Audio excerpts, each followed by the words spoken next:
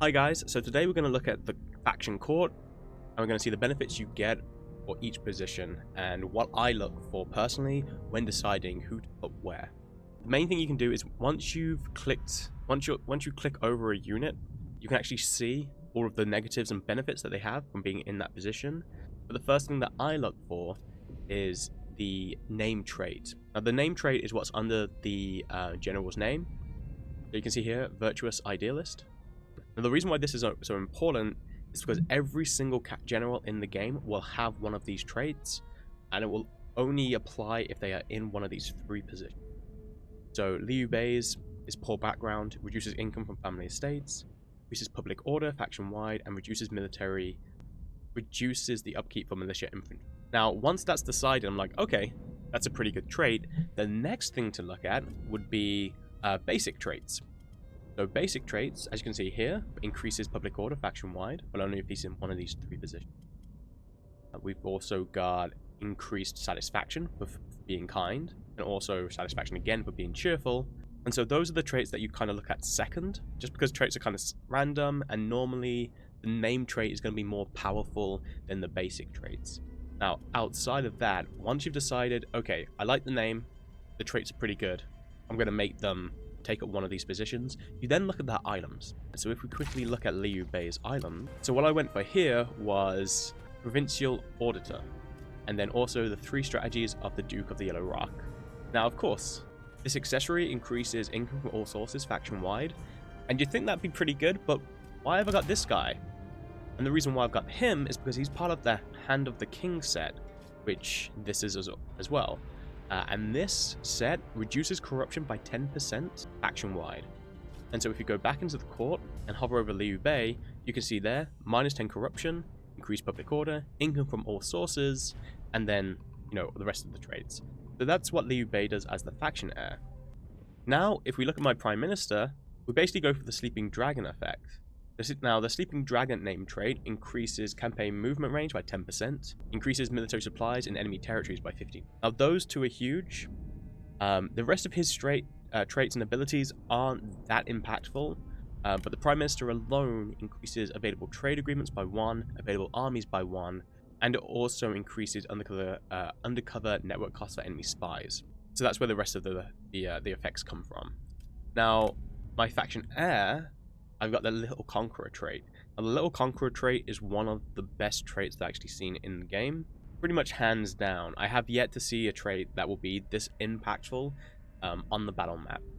And so what the Little Conqueror trait does is it increases charge bonus by 100 for cavalry units, and it increases melee damage for all shock cavalry by 15% as well, faction-wide. So as you can imagine, that's just a huge boost to cavalry damage. Those are basically the things that you look for in these 3 positions. You want to be looking at the name trait. After that, you can just look at their normal traits to see if they have any effect. And then you can also look at supplying them with items that only affect prime ministers, faction leaders, or faction heir. Now, sometimes you won't want to be using these guys in battle. Sometimes it's better just to have them as like an administrator, but that depends on you. But you can play around with it, and you've got a lot of wiggle room. So that's how impactful those are. Now, unfortunately, the council, which is this middle tier, the council effect doesn't actually matter who you put there. The effect for the council is always the same. It's generic.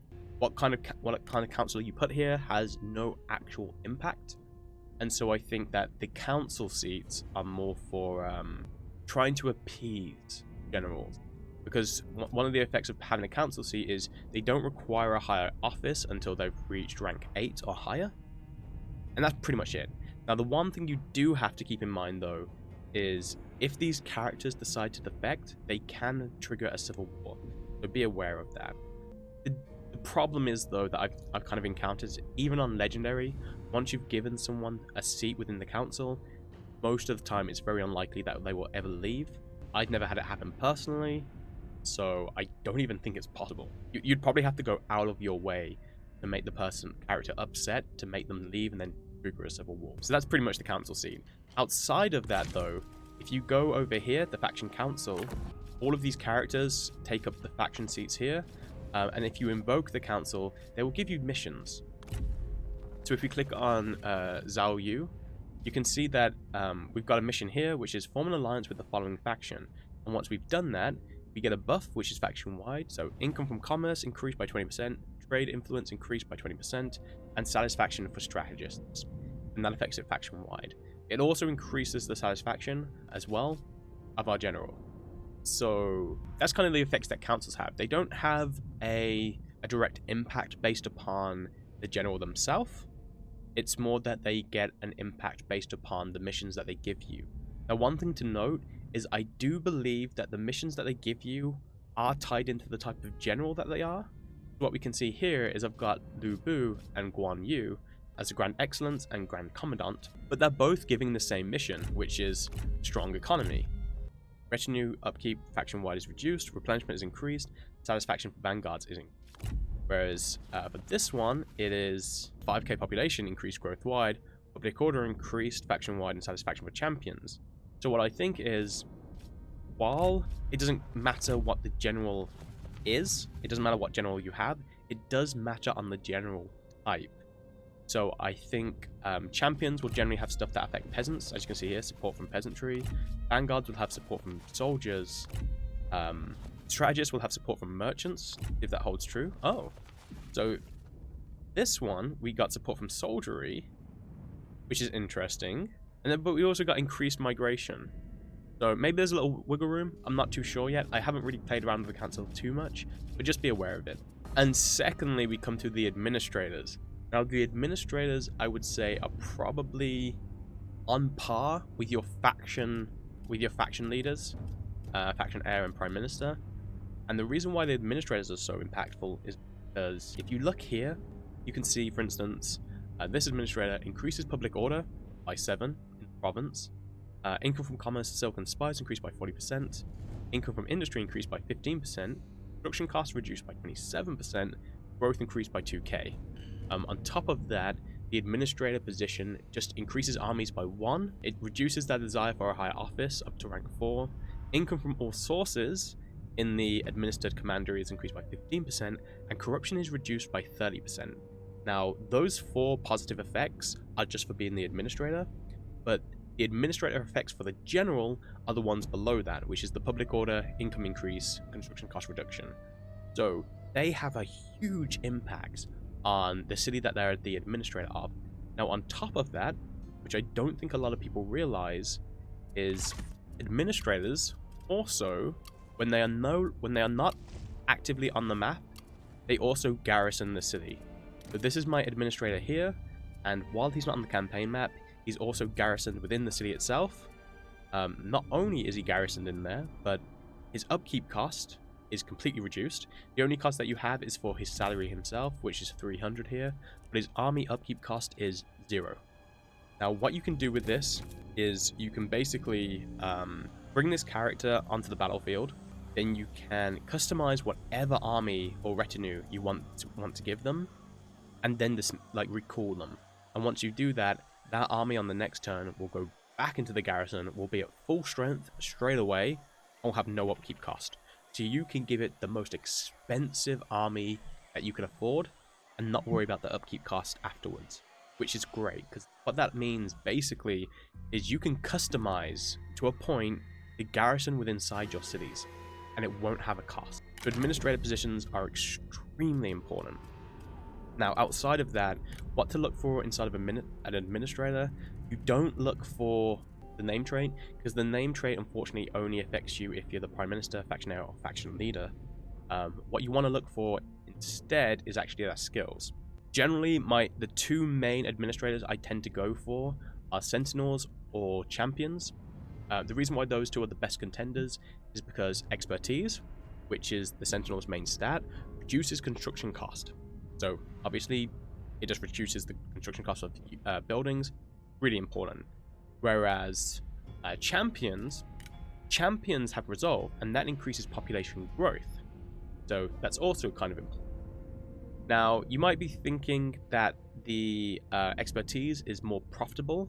Kind of, but what you've got to then go into, unfortunately, is you've got to go into the character skills. So when we go to champions are really good at being put into a commandery where you have peasantry income. And the reason why that's the case is because they have abundance, which increases the food production when they're the administrator. They also have wisdom, which increases the reserves, which means that you can hold out in sieges longer. But then you have trust, and trust increases the income from peasantry by 20%, which is pretty big. They also have intuition as well, which increases the income from industry by 15%. Abundance, wisdom, intuition, and trust are the 4 skills that you kind of want on your administrators. So the skills that you want to be looking for with a sentinel is stability, which increases public order, scholarship, which increases income from commerce, silk, and spices, intuition, which increases income from industry. What you see here is that sentinels and champions should be your go-to if you want more food and you want more income from peasantry. So generally your food production commanderies, whereas sentinels are better off in commanderies that increase income from industry or commerce. Of course, on top of that, champions increase the amount of growth that you get per turn, whereas sentinels, their main focus is buildings per turn. Now, outside of that, the kind of like the hybrid between the two, I would say, would be a strategist. Now, the strategist has wisdom, which increases reserves. They've got abundance, which increases growth. They have intuition, which increases income from industry. And they have scholarship, which increases income from commerce, silk, and spices. So strategists aren't so good in peasant buildings because they don't increase the income from peasantry. But they do increase income for commerce, silk, and they give some extra food. And they give reserves. The downside to a strategist, however, is that they don't have the main stat, resolve, or expertise. And so while they do reduce construction cost and increase population growth to a point, it's not going to be as impactful as a sentinel or a champion. Now you might be asking, well, what about the other two? What about your vanguards? And what about your commanders? Now, unfortunately, the problem with the vanguard and the commander is Vanguard only has one skill that actually affects administered commandery, and that's clarity, which reduces building upkeep costs by 25%. Their resolve and their expertise is kind of low as well, and that's all they get. So they're not really an administrator, in my opinion. I wouldn't use them. Whereas commanders, they only reduce building costs through clarity and increase public order through stability. That's all they do. My main two would be sentinels or champions, and then a strategist if you're struggling for the other 2 points. After that, you can give them items to help them to be better administrators. So guys, that's basically all I've got to say on it. It's short and sweet. You know the main thing to look out for with the Prime Minister, Faction Leader, and Faction Heir. Look for the trait name, and then give the items accordingly.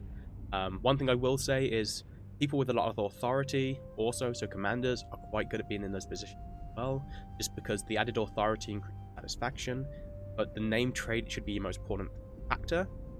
The council seats, generally just give those to high-level characters who you need to satisfy and can't do it otherwise. And then your administrators, sentinels, champions, and strategists should be like your main administrators.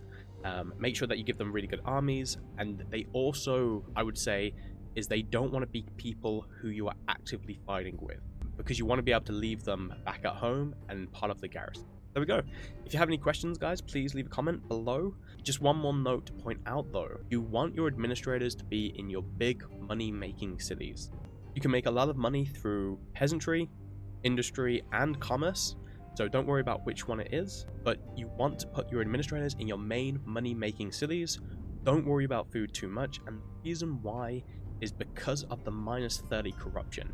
It's huge. It doesn't add anything for food, but for money it massively increases your potential income, especially when you start getting a big wide empire.